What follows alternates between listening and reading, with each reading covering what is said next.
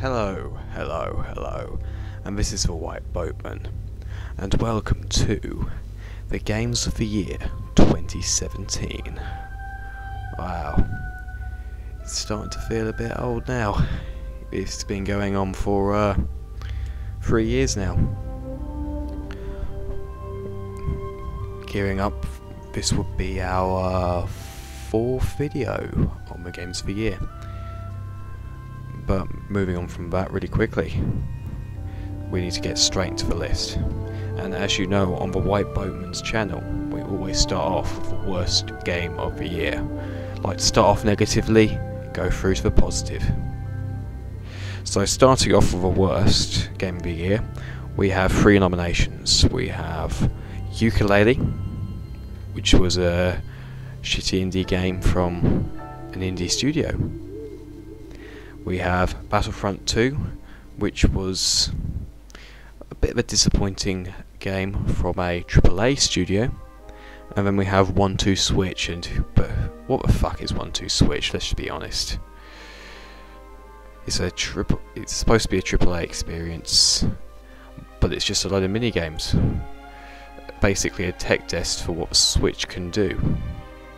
That should have really been on the system.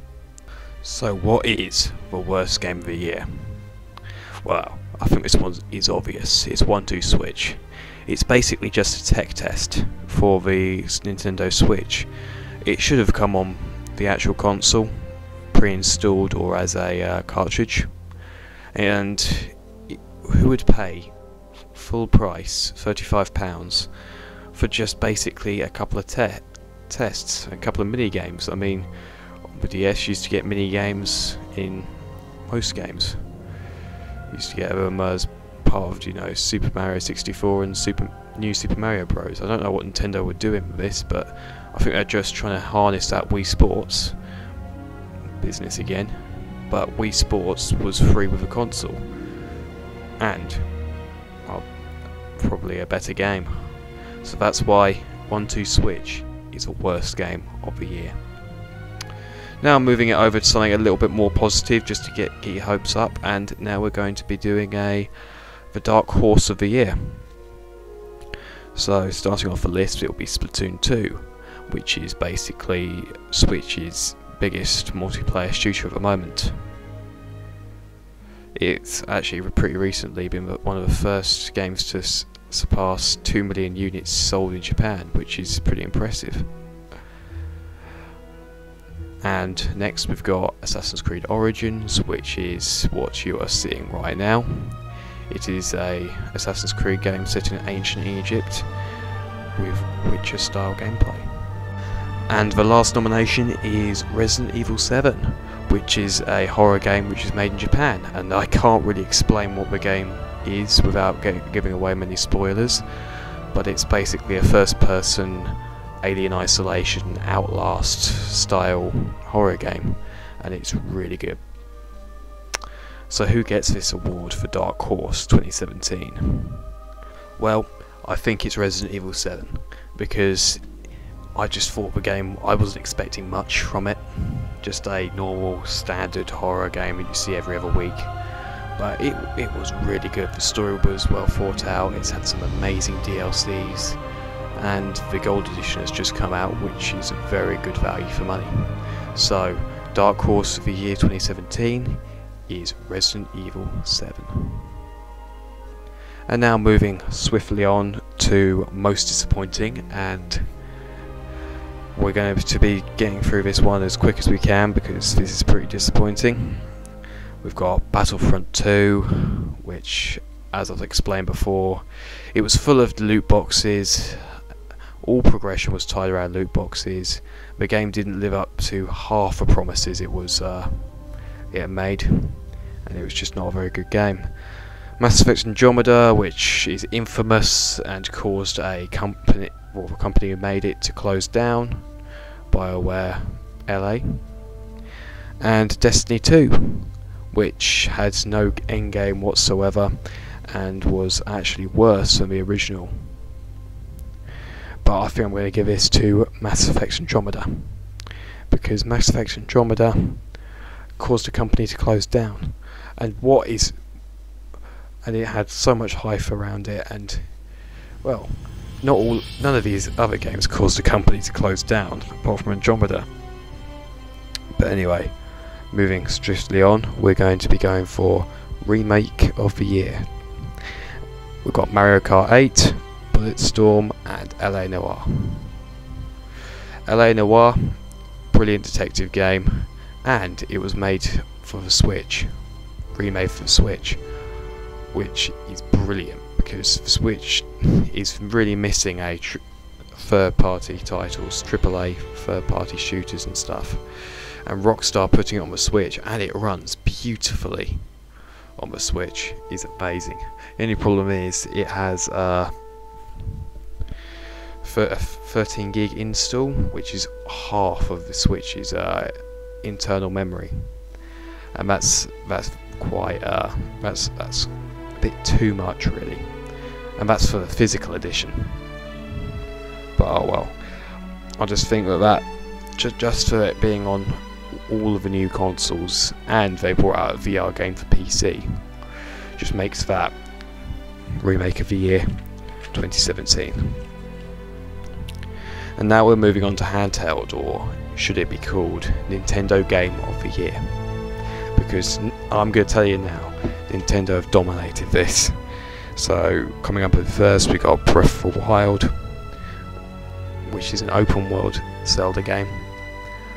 Brilliant gameplay, huge open world, and very enjoyable just to sit back and play. Super Mario Odyssey, which is a platform, well, just a standard platforming game. 3D Mario in the same vein as Super Mario 64, Super Mario Galaxy, and Super Mario Sunshine, and that is a very well tailored game. One of the few games that have actually been made from ground up for Switch, and it takes advantage of all the new things the Switch brings to the table.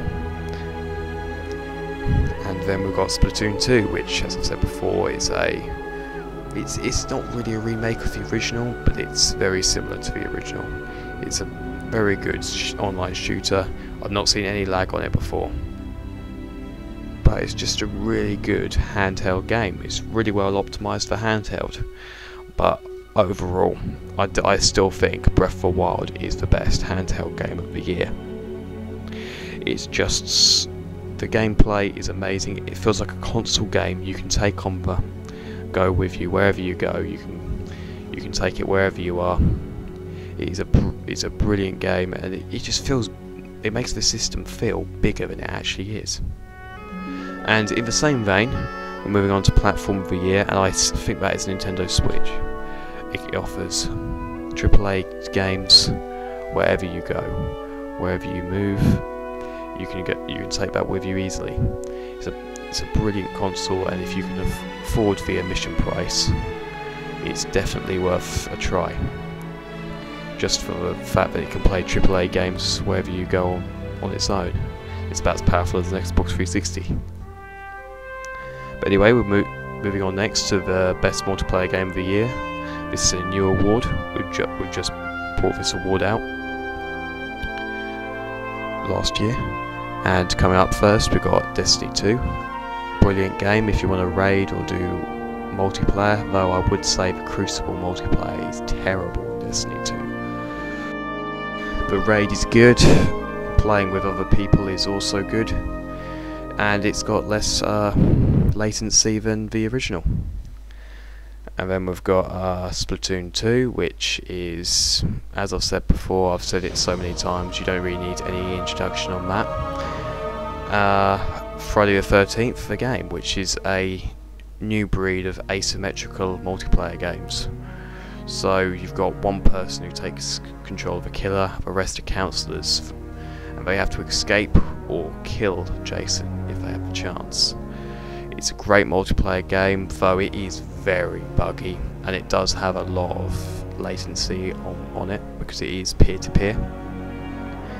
But I'm going to give that Game of the Year, controversially, just because I enjoy the gameplay, and it's just a very fun game to play. You can play hours of it, and have a lot of fun during those hours. So now we're going to move over to the Game of the Year 2017.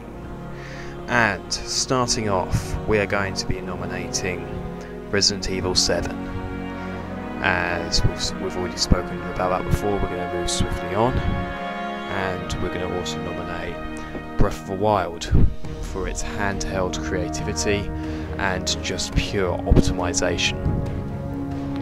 And then next we're going to be moving over to Assassin's Creed Origins and its brilliant gameplay, amazing story, and also its console level optimization. So get ready. The Game of the Year 2017 is Assassin's Creed Origins. It had to be. It has the optimization, it has the fun factor, and it has an amazing story. Breath of the Wild is amazing and it deserves every Game of the Year it gets. But I just think I'm going to go for something different and say AC Origins, because it's just such a great game. The gameplay, the graphics, the story.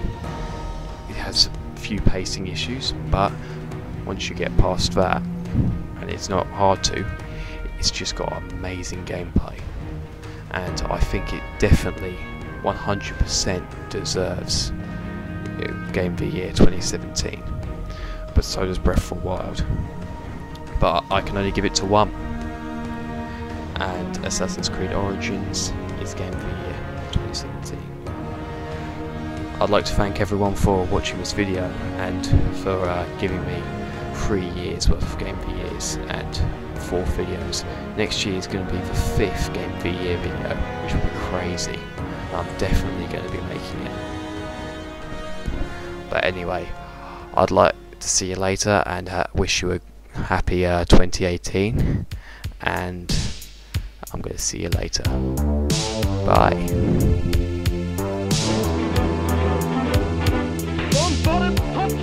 Pretty negative video.